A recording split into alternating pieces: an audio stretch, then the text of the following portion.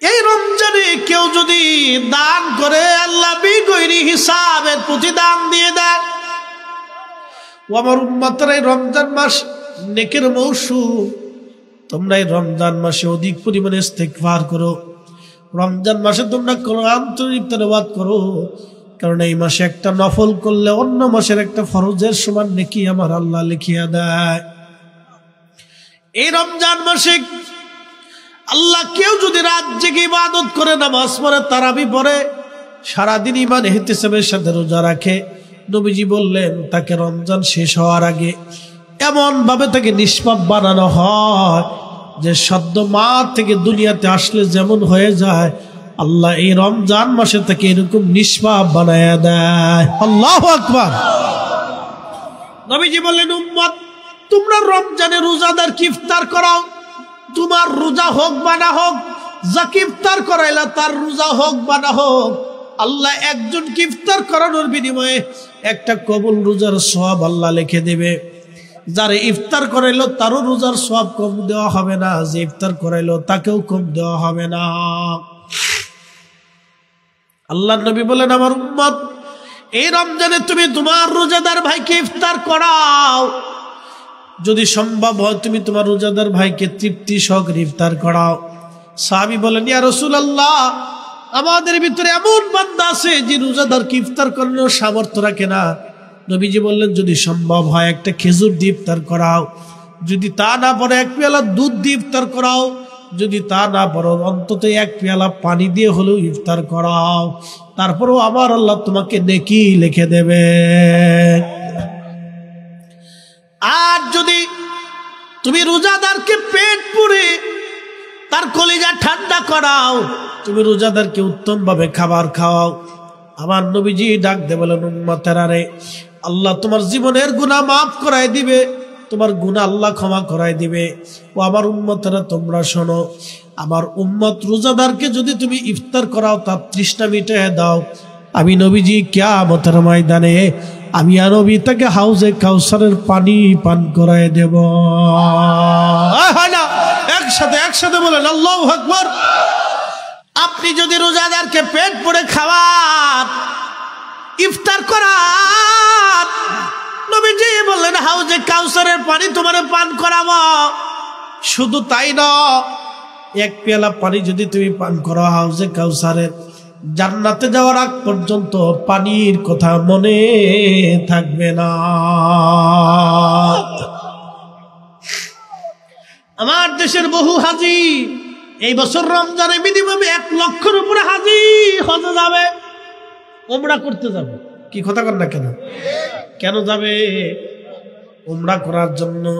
উমরা থেকে আসবে, আসার পরে গল্প করবে, জানিস আমি ওই কাবাতে ইফতার করছি, খুব মজার ইফতার, ইতিকাফ করছি, কাবা শরীফে 5 ওয়াক্ত নামাজ পড়ছি, খুব দেখি, মদিনায় ইফতার করছি, কি দামি দামি ইফতার খাওয়ায় জানিস, মানুষের কাছে এসে গল্প করবে। কি কথা কর না কেন? 1 লক্ষের উপরে হাজি ইফতার করবে, উমরা করার জন্য মক্কা মদিনায় যাবে। আমাদের দেশে কোটি কোটি টাকার মালিক আছে ভাই, আছে না নাই?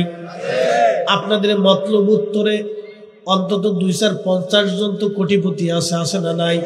বেশি আছে না? অন্তত কয়েকশো লোক হবে, আছে না ভাই? আরো বেশি হবে, কয়েক হাজার হবে। কি কথা কর না কেন? কয়েক হাজার কোটিপতি এই মতলবে আছে, কয়েক হাজার কোটিপতি এই মতলবে আছে। কয়েক হাজার কোটিপতি যদি চিন্তা করে রমজান মাস আসতেছে, কত গরিব দরিদ্র মানুষ আছে, আমরা তাদের বাড়ি সুন্দর সুন্দর খাবার পাঠাবো। 1000 কোটিপতি যদি চিন্তা করে আমরা এই রমজানে গরিব মানুষের জন্য 1 লক্ষ টাকা বরাদ্দ করলাম, 1 লক্ষ টাকা করে যদি বরাদ্দ হয়, তাহলে 1000 কোটিপতি কত লক্ষ হয়ে গেলে 1000 লক্ষ, কত হাজার লক্ষ? 1000 লক্ষ। 1000 ধনী যদি চিন্তা করে যে আমরা 1 লক্ষ টাকা করে গরিব মানুষের জন্য কি করব? বরাদ্দ করব। 1000 ধনী যদি চিন্তা করে এই মতলবের গরিব মানুষের জন্য আমরা 1 লক্ষ করে বরাদ্দ করলাম, 50,000 টাকা করে যদি বরাদ্দ করে, তারপরও 500 লক্ষ টাকার ইফতার যদি গরিব মানুষের বাড়ি পাঠায়, তাহলে আমাদের রমজানে সারা বাংলাদেশের ধনীরা যদি এইভাবে গরিব মানুষের বাড়ি ইফতার পাঠায়, আমার দেশের গরিব মানুষের লেটকা খিচুড়ি খাওয়া লাগে না, ভালো কিছু দিয়ে ইফতার করতে পারে তারা। কথা বলেন ঠিক কিনা? প্রিয় উপস্থিতি হাজিরিন, মাইকের আওয়াজ যত দূরে যায়, ঘরে বাইরে বাহিরে থেকে যারা শোনেন চলে আসেন। বাবাজি কথাগুলি শুনে যান, আমরা ফিরে যাব আল্লাহর কাছে, অবশ্যই রবের কাছে ফিরে চলে যাব, থাকার আর কোনো সুযোগ নাই। আমরা ফিরে যাব মালিকের দরবারে। আল্লাহ কোরআনে বলেন, কুল ইন্নাল মাউতাল্লাযী তাফিরুনা মিনহু ফাইন্নাহু মুলাকীকুম।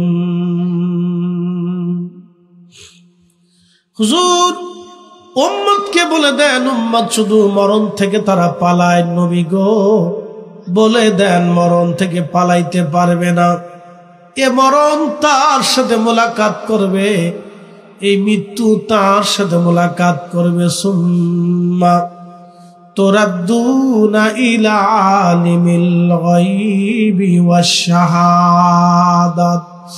নবী গো উম্মতকে জানান, আমি আল্লাহর দরবারে সে চলে আসবে, তার গোপন গোপন যা আছে সব আমি আল্লাহ জানি। অন্তরের মধ্যে কি বাসনা করেছিল, কামনা করেছিল, আমি আল্লাহ তাও তার খবর জানি। হুজুর বলে দেন, ফায়ুনাব্বিউকুম বিমা কুনতুম তা'মালুন।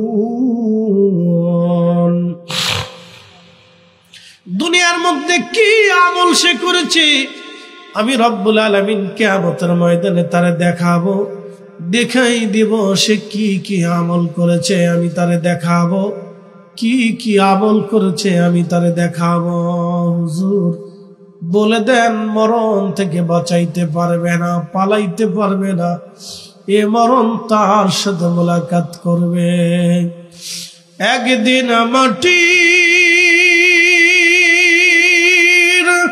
ভিতরে হবে ঘরে, মন আমার কেন বান্ধ দালান ঘর, মন আমার কেন বান্ধ দালান ঘর।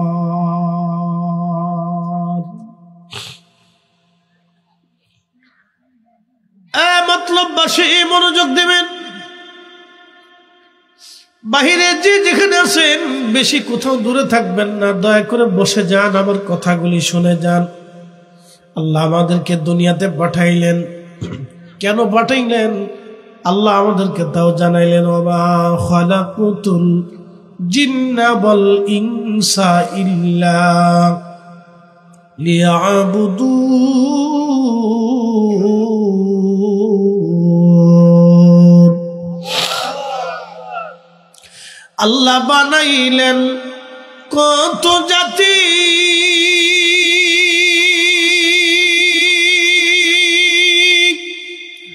হইল না তোর প্রেম প্রীতি,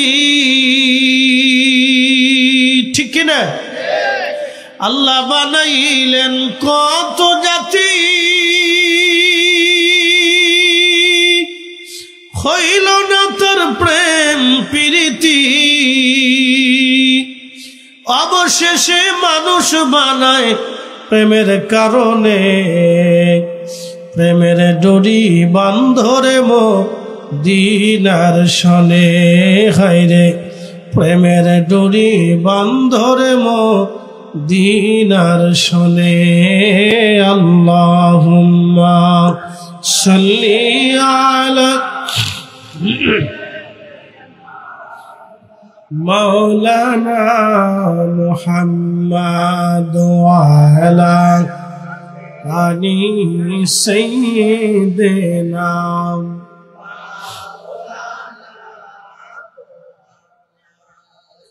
বন্ধুগণ, মৃত্যু নিয়ে কথা বলতেছি, শুনে জানে মরণটা আল্লাহর একটা সৃষ্টি। এই মৃত্যুটাকে আল্লাহ সৃষ্টি করেছেন। এই মরণের একটা রূপ বা চেহারা আছে। এই মরণটাকে যখন আল্লাহ সৃষ্টি করলেন, সৃষ্টি করার পরে সমস্ত ফেরেশতাদেরকে আল্লাহর সামনে আনলেন। কোটি কোটি ফেরেশতা আল্লাহর সামনে দাঁড়াইলো।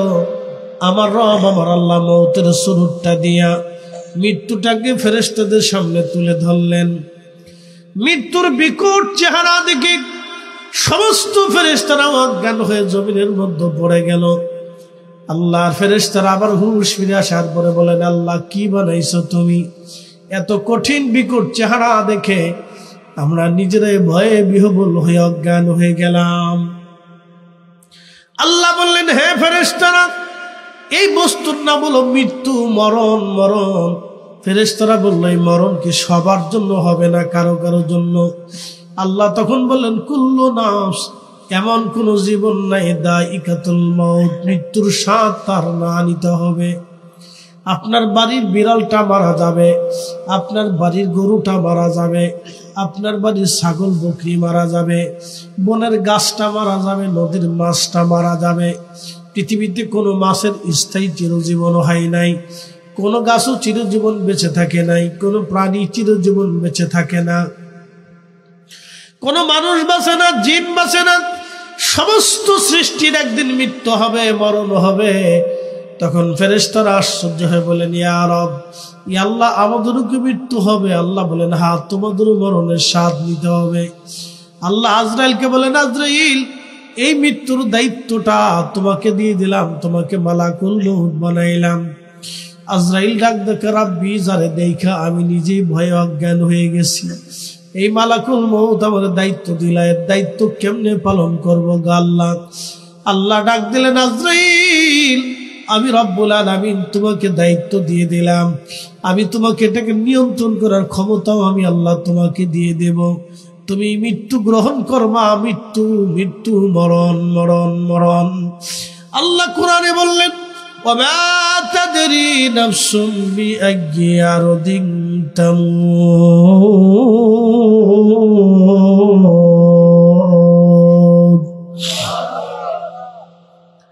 মানুষ কোথায়, কোন জায়গা, কোন হালতে কি অবস্থায় মারা যাবে মানুষ জানে না। কে কোথায়, কোন জায়গা, কোন অবস্থায় মারা যাবে কেউ জানে না।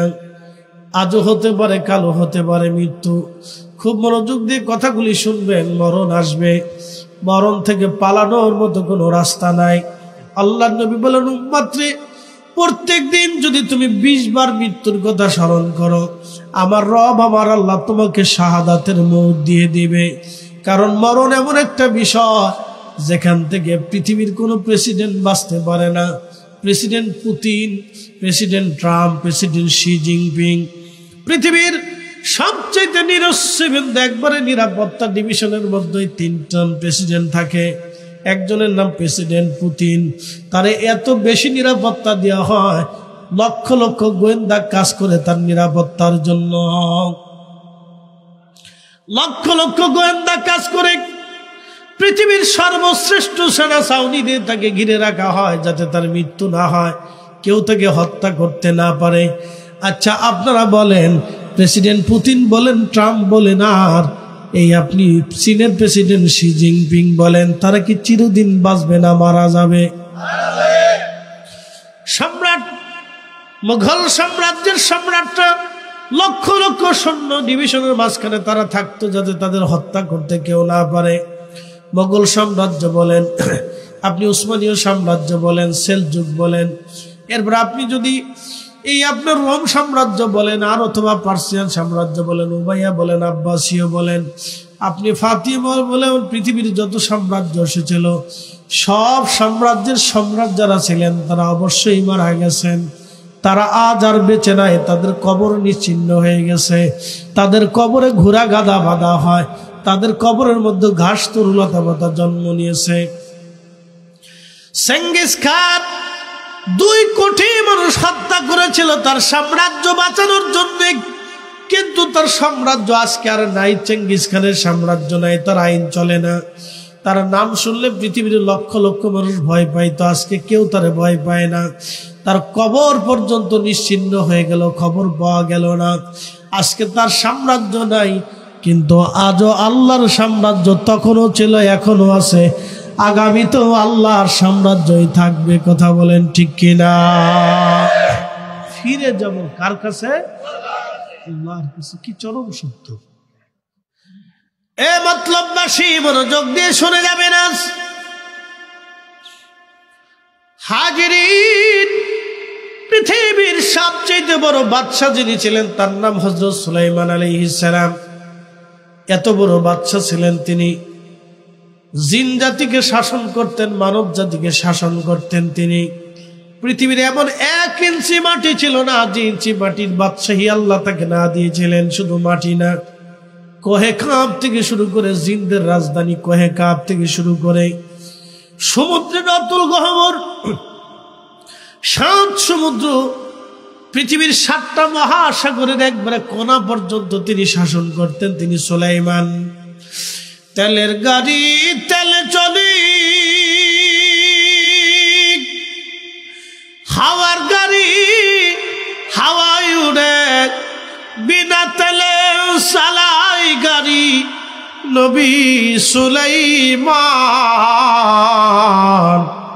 আমরা সেই মুসলমান। এত বড় একটা রাজ দরবার তার ছিল। ডান পাশে 350 মানুষ মন্ত্রী বসা থাকতো, বাম পাশে 350 জিন মন্ত্রী বসা থাকতো। 700 মন্ত্রী ছিল তার, জিন এবং মানব জাতির ভিতরে। সুলাইমান আলাইহিস সালামের এত বিরাট রাজত্ব আল্লাহ তাকে দিয়েছিলেন। ইন্তেকাল হওয়ার আগে আল্লাহ বললেন, সুলাইমান তোমার সময় শেষ। পৃথিবীর সবচেয়ে বড় বাদশা যিনি সুলাইমান আলাইহিস সালাম, এত বড় বাদশাকে আল্লাহ বললেন, সুলাইমান তুমি আর শেষ। বলে, ইয়া রাব্বি, সবাই তো আমার শেষ হয়ে গেল, বাইতুল আকসা বানাইতে পারলাম না গো আল্লাহ। ইয়া রাব্বি, আমি জানি যদি আমি মারা যাই, জিন জাতিরা যদি জানে তাহলে মসজিদ বানাইতে দেবে না।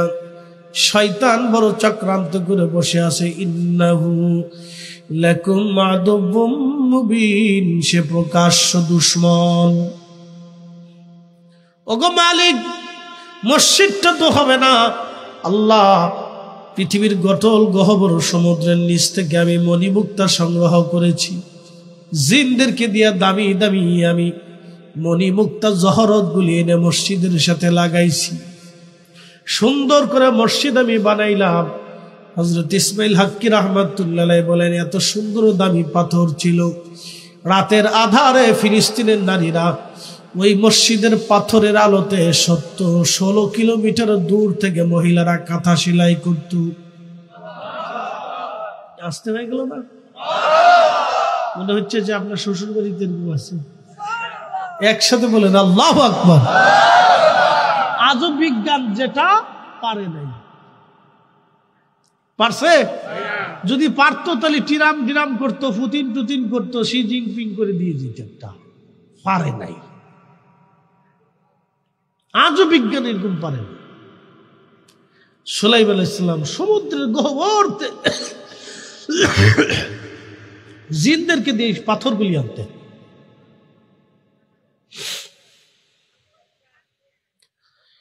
এত বিরাট বাদশা আল্লাহকে ডাক দে, বলো রাব্বি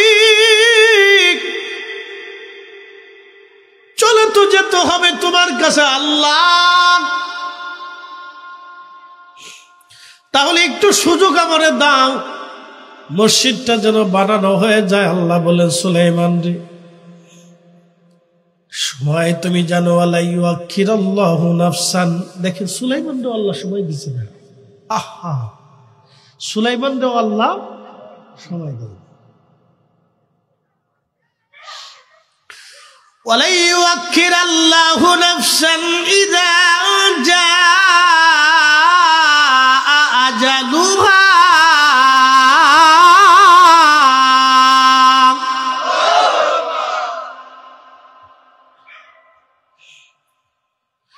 সুলাইমান আলাইহিস সালামকে আল্লাহ সুযোগ দিল না। ডাক দে বলো, সুলাইমান, হায়াত শেষ হয়ে গেলে আর একটু সময় দেওয়া হবে না নবী গো?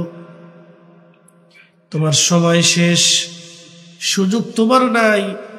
সুলাইমান আলাইহিস সালাম বলল, ইয়া রব, মসজিদটা আমার বড় আশা, সুন্দর করে মসজিদ আমি বানাই দিয়ে যাব আল্লাহ। আল্লাহ বলেন, তাহলে কাছের হুজরা বানাইয়া ওই হুজরার মধ্যে তুমি দাঁড়াও, যাতে জিনেরা বুঝে যে তুমি মসজিদ বানানো দেখতেছো। সুলাইমান আলাইহিস সালাম প্রাসাদের বাহিরে এসে সুন্দর করে একটা কাঁচ দিয়ে হুজরা বানাইলেন। কাঁচ দিয়ে সুন্দর করে একটা হুজরা বানাইলেন। এই বিরাট হুজরার মধ্যে সুলাইমান আলাইহিস সালাম লাঠির উপরে ভর দিয়ে দাঁড়াইলেন। তার একটা লাঠি ছিল, লাঠির উপরে ভর দিয়ে দাঁড়াইলেন। দেখেন, তারপরও আমার আল্লাহ তার সময় দেয় নাই। অতএব আমাদের সময় যদি শেষ হয়ে যায়, পৃথিবীতে থাকার আর কোনো রাস্তা নাই। মুসা আলাইহিস সালামের কাছে আজরাইল এসে বলল, মুসা, সময় আপনার শেষ, আপনাকে নিতে আসছি। মুসা আলাইহিস সালাম আজরাইল একটা ঘুষি মারছে।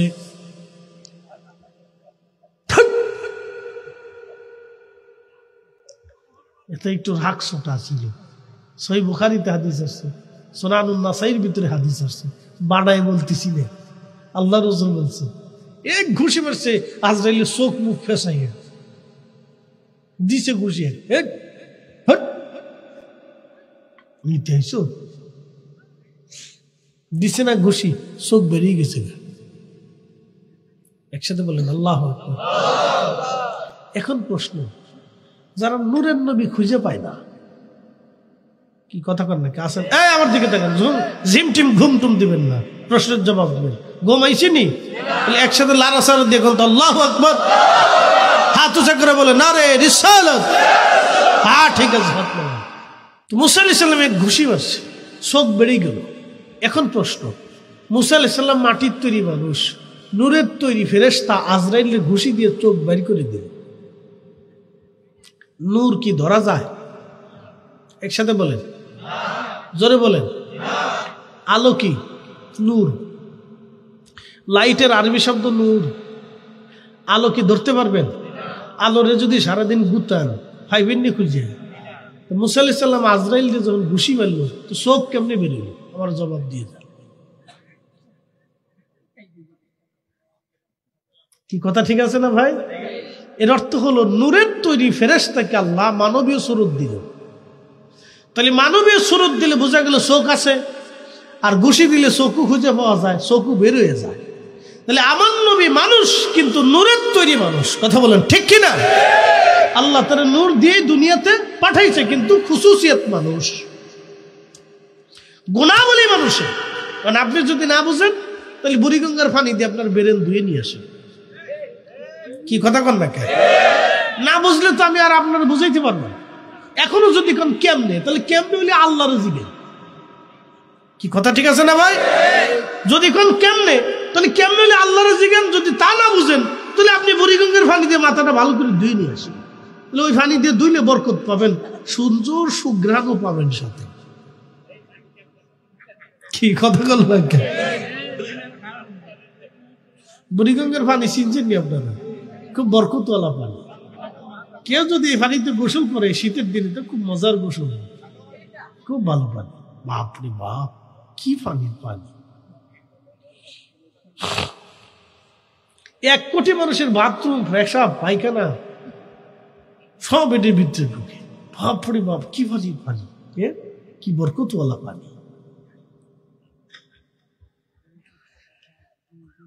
মতলববাসী মনোযোগ দিয়ে শোনেন। হযরতে মূসা কালিমুল্লাহ ঘুষি মারছে, চোখ বের হয়ে গেল। আজরাইল চোখখানা ধরিয়া আল্লাহর দরবারে যা বলেন, ইয়া রব, আপনি কার কাছে পাঠাইছেন? বলে কেন? সুবহানাল্লাহ। আল্লাহ জানেনি? জোরে বলেন, আরো জোরে। অপ্রিয় মুসলমান, খুব মনোযোগ দেবেন। হযরতে মূসা কালিমুল্লাহ চোখ হাতে নিয়ে রওনা করলেন।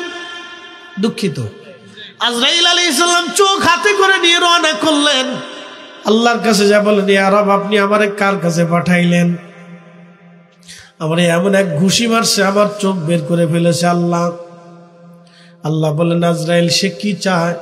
বলে আমার যেমনে মারছে বোঝা যায় সে মরতে চায় না। আল্লাহ বলেন আজরাইল আবার ফেরত যাও, ফেরত যাইয়া তারে বলো মুসা কালিমুল্লাহ তুমি একটা গরুর উপরে হাত দাও, তোমার হাতের নিচে যত পশম পড়বে তত বছর তোমাকে হায়াত দেওয়া হবে। আজরাইল এসে বললেন ওগো মুসা কালিমুল্লাহ, আপনাকে আল্লাহ রাব্বুল আলামিন আমাকে আবার পাঠাইছে, আপনি একটা গরুর গায়ের উপরে হাত দেন, আপনার হাতের নিচে যত পশম পড়ে ততটা বছর আল্লাহ আপনাকে হায়াত দেবে। মুসা নবী বললেন ওগো আজরাইল তারপরে কি হবে? বলে তারপরও আপনার মরণ হবে, আপনি মৃত্যু থেকে পালাইতে পারবেন না। ইস, কি চরম সত্য কথা। মুসা আলাইহিস সালাম ডাক দিয়ে বলল ওগো আজরাইল তাহলে আর দেরি করার দরকার নাই, এত বছর পরেও যদি মরতে হয় তাহলে আগে মরাই ভালো, তাহলে আর দেরির দরকার নাই, তুমি আমাকে আল্লাহর কাছে নিয়ে চলো। একবার জোরে বলা যাবে আল্লাহু আকবার। ইব্রাহিম আলাইহিস সালামের কাছে আজরাইল আসছে, হুজুর আমি চলে আসছি আপনাকে নেওয়ার জন্য। ইব্রাহিম আলাইহিস সালাম বলেন আজরাইল কথা ছিল আমার ইন্তেকালের আগে আপনি আমাদের সতর্ক করে দিবেন। আজরাইল বলল হুজুর আপনার চুল পেকে গেছে, আপনার দাড়ি পেকে গেছে, এটাই ছিল আপনার জন্য সতর্কতা। আপনার চুল দাড়ি যেহেতু পেকে গেছে অতএব আপনার সময়ও আল্লাহ আপনাদের সতর্ক করে দিয়েছে, যাদের চুল দাড়ি পেকে গেছে সতর্ক হয়ে যান, আল্লাহ আপনাকে সতর্ক করে দিয়েছে, সময় আপনার কম। ইব্রাহিম খলিল্লাহ ডাক দিল আজরাইল আল্লাহকে যায় বলো কোন বন্ধু কি বন্ধুর জান কবজ করেনি, কোন খলিল কি খলিলের জান কবজ করেনি, কোন বন্ধু কি বন্ধুর জান কবজ করেনি। আজরাইল আলাইহিস সালাম আল্লাহকে যা বলেন ইয়া রব আপনার খলিল বলতেছে বলে বন্ধু কি বন্ধুর জান কবজ করেনি জানতে চেয়েছে। আল্লাহ ডাক দিলেন আজরাইল আমার খলিলকে যায় বলো কোন বন্ধু বন্ধুকে ডাকলে কি বন্ধু না আসতে চায়নি। জোরে বলেন আল্লাহু আকবার। এটা তাদের প্রেমের সম্পর্ক, কথা ঠিক কিনা? তুমি যাই বলো বন্ধু বন্ধুরে ডাকলে কি বন্ধু না আসেনি জিজ্ঞেস করো।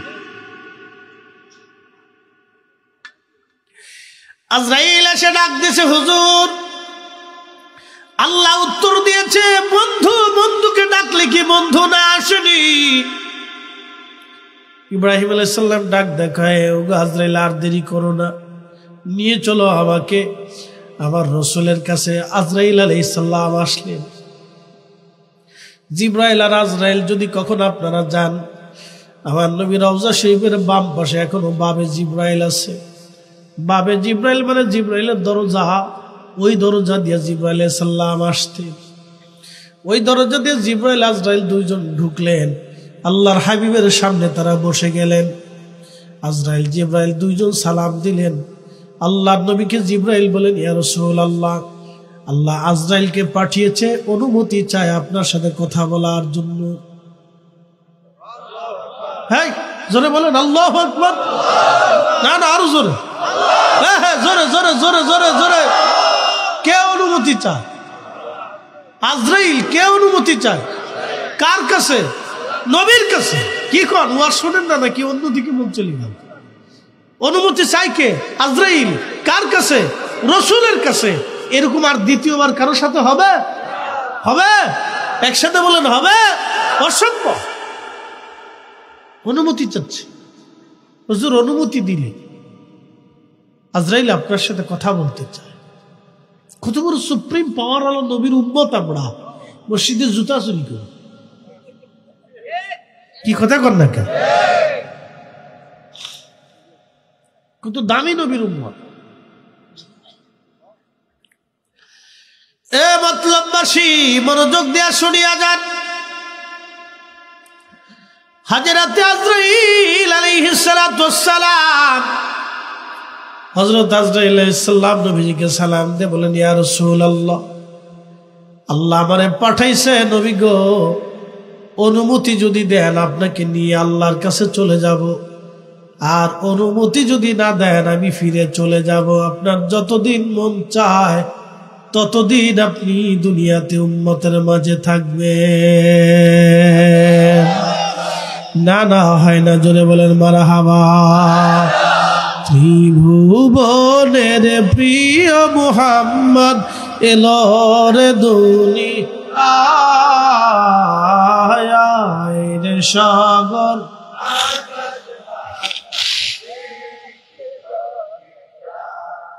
আয় রে সাগর,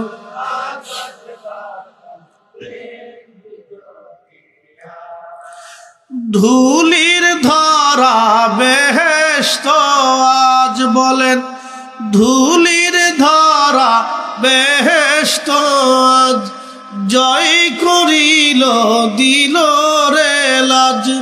আজকে খুশির ঢাল নেমেছে ধূসর সাহারায় রে সাগর, দেখবি যদি আয় রে সাগর।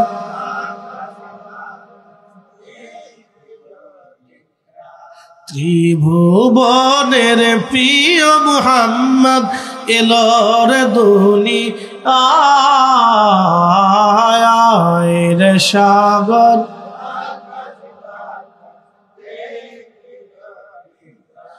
আল্লাহ নবীজি জিবরাইলের দিকে তাকাইলেন। জিবরাইল, খোদার বিধান কি রকম?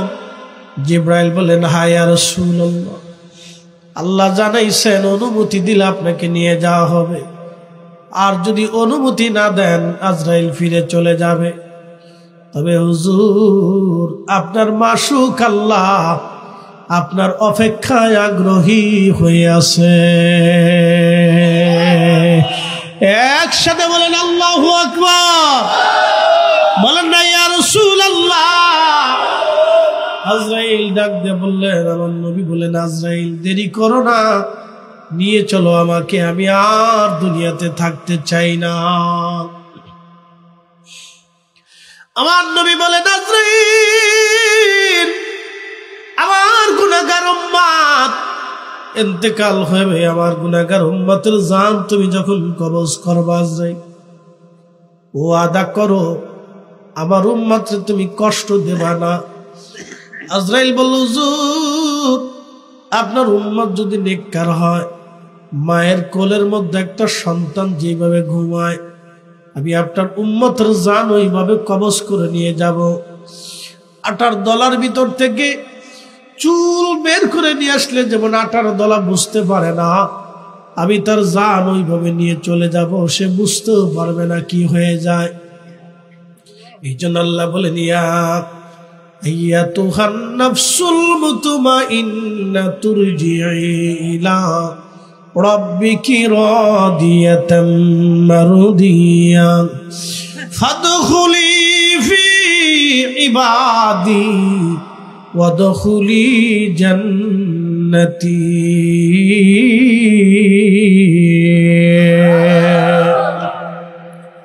আল্লাহর বক্তব্য বডির সাথে না, আল্লাহর বক্তব্য নাফসের সাথে, রূহের সাথে। আল্লাহ ডাক দিবি, ইয়া আইয়াতুহান নাফস,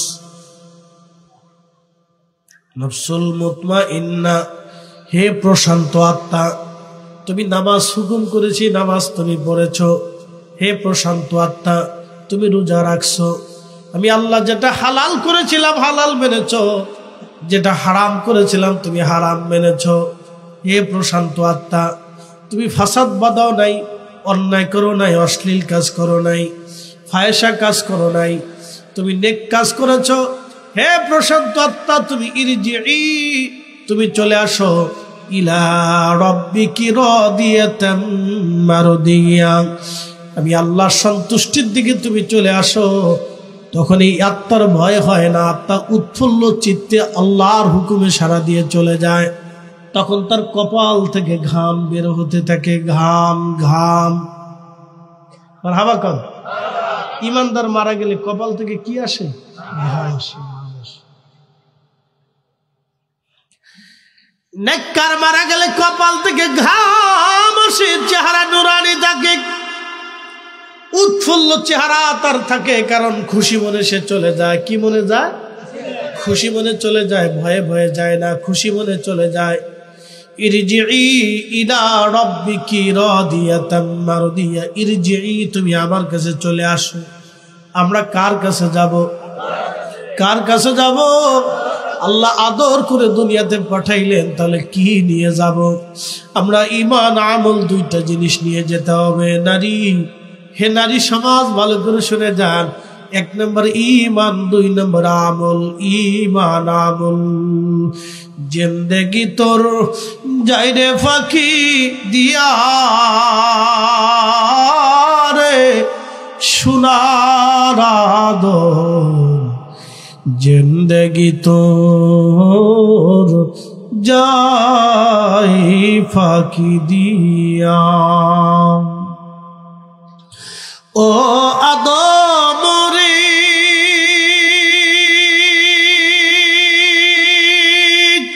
কামিনের ওই কোলেতে কাল ঘুমেতে রইলি তুই, সারা নিশি কাটাইলি তুই ঘুমাইয়া ঘুমাইয়া রে সোনার আদম, জিন্দেগি তোর যাই ফাঁকি দিয়া। বুঝতে কি অসুবিধা হয়? আমরা ফিরে যাব, চলে যাব আল্লাহর কাছে। থাকার তো কোনো সুযোগ নাই, থাকার কোনো রাস্তা নাই। আমরা আল্লাহর কাছে ফিরে চলে যাব, থাকার আর কোনো রাস্তা। ও মতলবের মুসলমান, খুব ভালো করে শুনে যান। ইরজিই, আল্লাহ ডাক দেয়, ইরজিই ফিরে আসো। ইলা রাব্বিকি রাদিয়াতাম মারদিয়া, আমি আল্লাহর সন্তুষ্টির দিকে চলে আসো। ফাদখুলি ফি ইবাদি ওয়াদখুলি জান্নাতি, তুমি আমার জান্নাতে চলে আসো। জান্নাত একবার জোরে বলা যাবে কি? মারহাবা। কুরআনুল কারীম আল্লাহ বলেন, ইন্না আকরামাকুম ইনদাল্লাহি আতকাকুম, আমি আল্লাহর কাছে তার দাম বেশি যার অন্তরে তাকওয়া বেশি। যার তাকওয়া নাই তার কোনো মূল্য নাই, যার তাকওয়া আছে তার কবরে দাম আছে, তাকওয়া নাই কোনো দাম নাই। কবর বড় কঠিন, জায়গা বড় কঠিন। আমার আল্লাহ বললেন, নবীজি বললেন, উম্মতেরা, ওই বদকার যারা, নাফরমান যারা, তাদের মৃত্যুটা কত ভয়াবহ হবে। যখন তাদের মরণ আসবে, তখন ওই রুহটা সমস্ত অঙ্গ প্রত্যঙ্গের মধ্যে পালাইতে থাকে, যন্ত্রণা এত কঠিন হইতে থাকে তার। নবীজি বললেন, একটা উট যদি তুমি জবাই দাও, একটা উটের যদি চামড়া তুমি ছিলাও, এই চামড়াটা ছিলানোর সময় তাকে জবাই বিহীন একটা উটের চামড়া, জীবন্ত চামড়া ছিলাইলে যেমন উটের কষ্ট হয়, আবার চামড়া হবে, আবার জীবন্ত চামড়া ছড়াইবা, আবার চামড়া হবে, আবার জীবন্ত চামড়া ছিলাইবা। 100 বার একটা উটের চামড়া ছিলাইলে জীবন্ত অবস্থায় যেরকম কষ্ট হয়, বদকার আর নাফরমানের মৃত্যুটা তার চাইতে বড় ভয়াবহ হবে, তার চাইতে বড় ভয়াবহ হবে। এ মতলববাসী, কবর বড় কঠিন জায়গা, বড় কঠিন। দুনিয়ার থেকে কবরে যাওয়ার আগে একটা আমল আপনারা নিয়ে যাবেন। এই সূরার নাম সূরা মুলক। সূরার নাম কি? সূরা মুলক। এই সূরা মুলক আপনি নিয়ে যাবেন। বলে কারণ কি? এই সূরা মুলকের একটা ঘটনা আপনাদেরকে শোনাই। তাফসীরের ভিতরে, কিতাবুত তাফসীরে তিরমিজি শরীফের ভিতরে সহিহ সনদে হাদিস খানা এসেছে। আল্লাহর নবী সাহাবী ইবনে আব্বাস রাদিয়াল্লাহু আনহুমা বলতেছেন, ও দুনিয়ার মানুষ, আমরা একটা সফর শেষে নবীজির সাথে মদিনায় মুনওয়ারার দিকে ফিরে আসতেছিলাম। আমরা অনেকগুলি সাহাবী তাবু গাললাম, ছোট ছোট তাবু। ফিরে আসার সময় রাত্রিবেলা ঘুমানোর জন্য তারা ছোট ছোট তাবু করতেন। তা আমরা তাবু করলাম। আমাদের এক ভাই, একজন সাহাবী, তিনি একটা জায়গা তাবু গাড়লেন। তিনি জানতেন না এখানে কোনো কবর আছে, তিনি কবরের উপরে তাবু গাড়লেন। কিসের উপরে? আমার দিকে গম আসছেনি, জিম আসছেনি? একসাথে বলেন তো আল্লাহু আকবার। না আরেকটু জোরে বলেন আল্লাহু আকবার। তাবু গাড়ছে কিসের উপরে? কবরের উপরে। তিনি জানতেন না এখানে কোনো কবর আছে, কিন্তু কবরের উপরে তিনি তাবু গাড়ছে। কবরের উপরে তাবু গেড়ে ফেলছেন। কবরের উপরে তাবু গাড়ার পরে সাহাবী বলতেছেন, আমি কবরের উপরে তাবু গেড়ে কবরের উপরে শুয়ে পড়লাম। শুয়ে যখন পড়লাম তখন শুনি কবরের ভিতর থেকে একজন আল্লাহর বান্দা সূরা মুলক তেলাওয়াত করতেছে কবরের ভিতর থেকে। না না, জোরে বলেন আল্লাহু আকবার। সাহাবী কবরের উপরে, আমার দিকে দেখেন, সাহাবী কবরের উপরে, আর কবর কোরআন তেলাওয়াত হয় কবরের ভিতরে। একসাথে বলবেন আল্লাহু আকবার। সাহাবী কবরের উপরে, কবর তেলাওয়াত হয় কবরের ভিতরে। সুনানুত তিরমিজিতে হাদিস শরীফ এসেছে। তখন ইবনে আব্বাস বলেন, ওই সাহাবী জানতেন না, তিনি সারা রাত তেলাওয়াত শুনলেন, হাত্তা খাতামাহা, একেবারে শেষ পর্যন্ত তিনি তেলাওয়াত শুনলেন। ফজরের আজান পড়ল, সাহাবী আমার নবীজির পিছনে নামাজ আদায় করলেন। নামাজ শেষ করার পরে বলেন, ইয়া রাসূলুল্লাহ, আল্লাহর কসম করে বলি আমি জানতাম না সেখানে কোন কবর আছে নবী গো। আমি কবরের উপরে তাবু গাড়ছি এবং কবরের উপরে আমি বিছনা করে শুয়ে পড়ছি, কিন্তু আমি লক্ষ্য করলাম কবরের ভিতরে একজন আল্লাহর বান্দা পবিত্র কোরআন শরীফ সূরা মুলক তেলাওয়াত করতেছিল। হাত্তা খাতামাহা, আমি একেবারে শেষ পর্যন্ত তার তেলাওয়াত শুনলাম। আল্লাহর নবী তাকে ধমক দিয়ে বলেন নাই, সাহাবী তুমি ভুল শুনেছো, এই কথা নবী বলেন নাই। নবীজি হেসে বললেন, সাহাবী হিয়াল মানিয়া হিয়াল মুনজিবা তুনজিহি মিন আযাবিল কবর। সাহাবী রে, এই সূরা হলো কবরের আযাব প্রতিরোধক। যে ব্যক্তি প্রত্যেকদিন এশার নামাজের পরে এই সূরা তেলাওয়াত করে ঘুমায়, আল্লাহ তাআলা তাকে কবরের আযাব থেকে তারে বাঁচায় দেয়। না না না, জোরে বলেন, জোরে জোরে জোরে। সূরার নাম কি? জোরে বলেন, সূরার নাম কি? একসাথে বলেন, সূরার নাম কি? মুলক। মুলক, একসাথে বলবেন আল্লাহু আকবার। কোন সময় পড়তে হবে? এশার পরে। জোরে বলেন, কোন সময়? এশার পরে সূরা মুলক তেলাওয়াত করবেন। সূরা মুলক,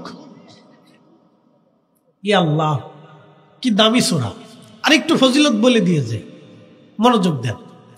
কবরে আমাদেরকে নামাবে না, এবার কবরে নামায়। এত সময় কবরের উপর ছিলাম, এখন কবরের ভিতরে যাই। যাবো কবরের ভিতরে যাই, দেখি কে আপন আছে। এখন একটু কবরের ভিতরে যাই, দেখি আপন কি আছে, তো বোঝা যাবে। আল্লাহর নবী বলেন, আয়েশা, মানুষ মারা যাওয়ার পরে কবরে নিয়ে যাওয়া হয়। আহা, কবরে নিয়ে যাওয়ার পরে যখন কবরে নিয়ে যাওয়া হয় তখন কবরের দুইজন লোক কবরের ভিতরে নামে। আল্লাহর নবী বলেন, আয়েশা, তখন এই রুহটা চিন্তা করে হয়তো আমার সাথে দুইজন লোক বুঝি যাবে। যখন কবর থেকে নামাইয়া ওই দুইজন লোক কবর থেকে উঠে চলে আসে, ওই রুহটা আবার কান্নাকাটি করে, আহা, আমার কেউ আর আপন রইল না। কবরের উপরে মাটি দিয়ে সবাই চলে আসে। তখন রুহু কান্নাকাটি করার বলে, ও সন্তান, এত তাড়াতাড়ি ভুইলা গেলা, ও আপন জনেরা আমার এত তাড়াতাড়ি ভুইলা গেলা। কিন্তু করার তো কিছুই নাই। মহাকালের এক যাত্রা শুরু, মহাকালের এক এক যাত্রা। আপনি আসার সময় আসলেন একা, যাওয়ার সময় আপনি যাবেন একা। আপনি আসার সময় আসলেন একা, যাওয়ার সময় আপনি যাবেন একা। আসার সময় আপনি আসলেন উলঙ্গ, যাওয়ার সময় আপনাকে পড়ানো হবে কাফনের কাপড়, কিছুই দেওয়া হবে না। আপনার দামি ঘড়ি, দামি চশমা, দামি খাট পালঙ্ক, সুন্দর বাড়িটা আপনার রেখে চলে যেতে হবে। আহা, বড় একা। মাত্র 3.5 হাত জমিন আপনার আজ আপন হয়ে যাবে। মাত্র 3.5 হাত জমিন আজ আপনার আপন হয়ে যাবে। মাত্র 3.5 হাত জমিন আজ আর আপনার আপন হবে। ওই কবরে নামাইয়া মানুষগুলি যখন আপনাকে একা রেখে চলে আসবে, এতদিন যাদের জন্য আপনি পরিশ্রম করলেন কেউ আপনার সাথী হবে না, রুটি রুজি করলেন কেউ আপনার সাথী হবে না, এতদিন আপনি যাদেরকে খাওয়াইলেন তারাও কেউ সাথী হবে না, বন্ধু বান্ধবের পিছনে সময় ব্যয় করলেন তারা আজ কেউ সাথী হলো না, কেউ আপনার আপন হলো না। ও মতলবের মুসলমান, কেউ আজ আর আপনার আপন হলো না। আপনি বড় একা হয়ে বললেন, অনেক বড় একা। মহাকালের এক যাত্রা, যে যাত্রা শুরু হবে আর কখনো শেষ হবে না। আপনি একাকী, আমি একাকী, রওনা হব বড় একা। সেই কবরে মুনকার নেকির চলে আসবে। এই জন্য আল্লাহর নবী বলেন, আমার উম্মতেরা রে, তোমার ভাইকে কবর দেওয়ার পরে তুমি তাড়াহুড়া করে কবর থেকে চলে আসো না। তুমি তোমার ভাইয়ের কবরের পাশে দাঁড়াও, দাঁড়াইয়া তাকে তালকিন করতে থাকো, জোরে জোরে কোরআন পড়তে থাকো, জোরে জোরে জিকির করতে থাকো। বলে হুজুর কারণ কি? এজন্যই তুমি তালকিন করো যেন কিছু সময় পরে তোমার ভাইয়ের কবরে মুনকার নেকির আসবে, যাতে তার প্রশ্নের জবাবটা সহজ হয়। ইস্তাগফিরু লিআখিকুম, তোমরা তোমার ভাইয়ের জন্য ইস্তেগফার করতে থাকো। কবরের পাশে দাঁড়াও, দেখবেন কিছু মানুষ কবর দেওয়ার পরে বলে তাড়াতাড়ি সরে যাও, তাড়াতাড়ি চলে যাও, মুনকার নেকির আসবে। মুনকার নেকিরের জন্য আপনি এত পাগল কেন হলেন? আপনি নিজে নিয়ে মুনকার নেকিরের জবাব দিতে পারবেন, এই চিন্তা করে কবরে যান। কবর বড় কঠিন, কবর বড় কঠিন। উসমান গনি জিন্নুরাইন কবরের পাশে দাঁড়ায়া চিৎকার মেরে মেরে কাঁদতেন, কাঁদতে কাঁদতে তার ঢেকসি উঠে যাইত, হাত পা গুলি কাঁপতে থাকতো কান্না করে। সাহাবীরা বলেন, ইয়া আমিরাল মুমিনিন, আল্লাহর নবী 2টা নূর কন্যা আপনার সাথে বিয়ে দিয়েছেন। হুজুর, 2টি নূর কন্যা বিয়ে দিয়েছে আপনার সাথে, আপনাকে জান্নাতি ঘোষণা দিয়েছে নবী, কবর দেখে কেন কাঁদেন? উসমান গনি ডাক দিয়ে বলতেন, সাহাবীরা রে, এই কবর হলো প্রথম মঞ্জিল। এই কবরে কেউ যদি প্রশ্নের জবাব দিতে পারে, বাকি মঞ্জিলগুলি তার জন্য সহজ। এই কবরের প্রশ্নের জবাব যদি না দিতে পারে, বাকি মঞ্জিল তার জন্য কঠিন হয়ে যাবে। সাহাবীরা রে, আমি উসমান গনি ডরাই, যদি 3টা প্রশ্নের জবাব আমি দিতে না পারি, আমি উসমানের জিন্দেগি বড় মিথ্যা হয়ে যাবে, আমি উসমানের জিন্দেগি বড় মিথ্যা হয়ে যাবে। হযরত উসমান গনি জিন্নুরাইন কবরের পাশে দাঁড়ায় কাঁদতেন। বন্ধু আমার, কবরের পাশে দাঁড়াইয়া কত সময় দাঁড়াবেন? নবীজি বলেন, একটা উট জবাই দিয়া, চামড়া সিলাইয়া, গোশত বানাইয়া এই উটটাকে মানুষের মধ্যে বন্টন করতে যত সময় হয়, তুমি তোমার ভাইয়ের কবরের পাশে তত সময় দাঁড়াও, দাঁড়াইয়া তার জন্য দোয়া করো। কিন্তু কেউ থাকে না, সবাই চলে আসে, সবাই ব্যস্ত।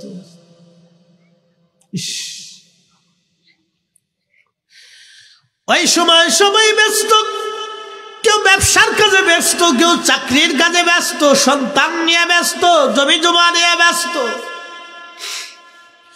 কেউ কবরের পাশে সেই সময় দাঁড়ায় না। বড় কঠিন কবর, নিঃসঙ্গ, বড় একাকী, বড় একাকী। জীবনের এক চরম বাস্তবতা হলো কবর। কবরের আযাব যদি আমরা দেখিতাম, ঘরবাড়ি রিয়ারে পাগল হইতাম, ঘরবাড়ি রিয়ারে পাগল হইতাম।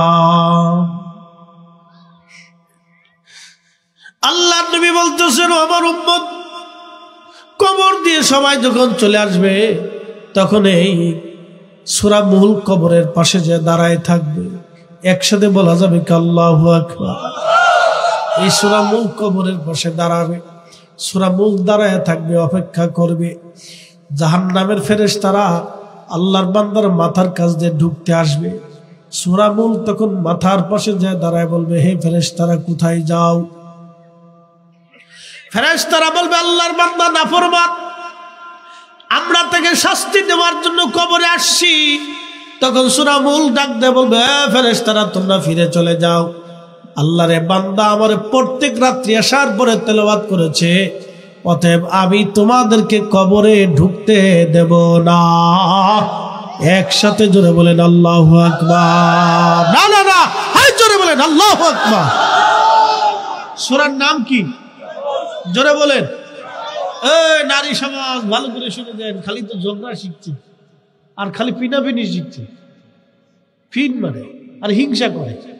এক বউতি ভালো শাড়ি পরলে হাতে হিংসা করে, ভালো বাজার করলে হিংসা করে, ভালো রান্না করলে হিংসা করে। কি কথা কর না কেন? যদি বিশ্বাস না করেন তো নিজের বউর সামনে একদিন খালি করেন যে জরিনার মা খুব ভালো করে রান্না করে খাওয়াইছিল আমারে। এই কথা বলে দেখেন যে যুদ্ধ কেমনে লাগে, তাহলে বুঝবেন যে জাল আকারে কর। এ নারী সমাজ, এগুলি বাদ দিয়ে প্রত্যেক রাত্রে আসার পরে সূরা মুলক পড়ো, শুনে যান কবরে যে আপন হবে সেই কথা বলে দিয়ে যাচ্ছি। সূরা মুলক, সূরা মুলক কবরে মাথার পাশে দাঁড়াবে ফেরেশতারা, মাথার দিক থেকে ঘুরিয়া পায়ের দিক থেকে ঢুকতে যাবে। সূরা মুলক পায়ের সামনে দাঁড়াবে, ফেরেশতারা কোথায় যাও? ফেরেশতারা বলবে আমরা এই বান্দার কবরে আযাব দেওয়ার জন্য যাইতেছি। সূরা মুলক ডাক দেয়া বলবো, ফেরেশতারা রে তোমরা শোনো, অবশ্যই তোমরা এর ভিতরে ঢুকতে পারবা না। আল্লাহর বান্দা প্রত্যেক রাত্রিবেলা আমাকে তেলাওয়াত, অতএব তোমরা এই কবরে ঢুকতে পারবা না। চিৎকার মেরে জোরে বলেন আল্লাহু আকবার। সূরার নাম কি? মুলক। কোন সময় পড়বেন? এশার নামাজের পরে এই সূরাটা তেলাওয়াত করবেন। ফজিলত শোনাই দিয়ে গেলাম। এই কবরে সূরা মুলক আসতে থাকবে। আহা, এই জন্য আপন কেউ নাই, কেউ নাই, কেউ নাই, কেউ নাই। কবর বড় কঠিন জায়গা। ওই বৃদ্ধের উপরে আল্লাহ বেজার হয়, যে বৃদ্ধকালে মসজিদ ছেড়ে দিয়েছে, মসজিদে যায় না, ওই বৃদ্ধের উপরে আল্লাহ বেজার হয়। ওটা নিকৃষ্ট বৃদ্ধ, যে বৃদ্ধকালে জেনার জন্য লিপ্সা করে। ওই বৃদ্ধ সেই নিকৃষ্ট বৃদ্ধ, যে বৃদ্ধকালে সুন্দরী নারীর দিকে আকৃষ্ট হয়। ওই বৃদ্ধ আল্লাহর কাছে নিকৃষ্ট বৃদ্ধ, যে বৃদ্ধকালে আল্লাহ থেকে বিমুখ হইয়া শয়তানের অনুসরণ করে বেড়ায়। বৃদ্ধ বড় নিকৃষ্ট বৃদ্ধ আল্লাহর কাছে। এ মুরব্বী বাবাজিরা, মসজিদ আপনার জন্য দরওয়াজা খোলা। বাবা আমার, মা আমার, শুনিয়া যান, অবশ্যই মুসল্লা আপনার জন্য খোলা। সামনে মাহে রমজান আসতেছে। এই মাহে রমজানে আপনারা দান করবেন, সদকা করবেন, বেশি বেশি দান করবেন, বেশি বেশি দান করবেন, বেশি বেশি করে দান করবেন, বেশি বেশি করে দেবেন। সাবধান, আপনারা দান ছাড়বেন না। রমজান আসতেছে, নবীজি বললেন আমার উম্মত, রমজান মাসে যদি তুমি বেশি বেশি করে রমজান ইবাদত করে, এটা নেকের মৌসুম। আল্লাহ পাক এই রাত্রি রমজানে কেউ যদি একটা নফল ইবাদত করে, অন্য মাসের একটা ফরজের সমতুল্য সওয়াব আল্লাহ দিয়ে দেয়।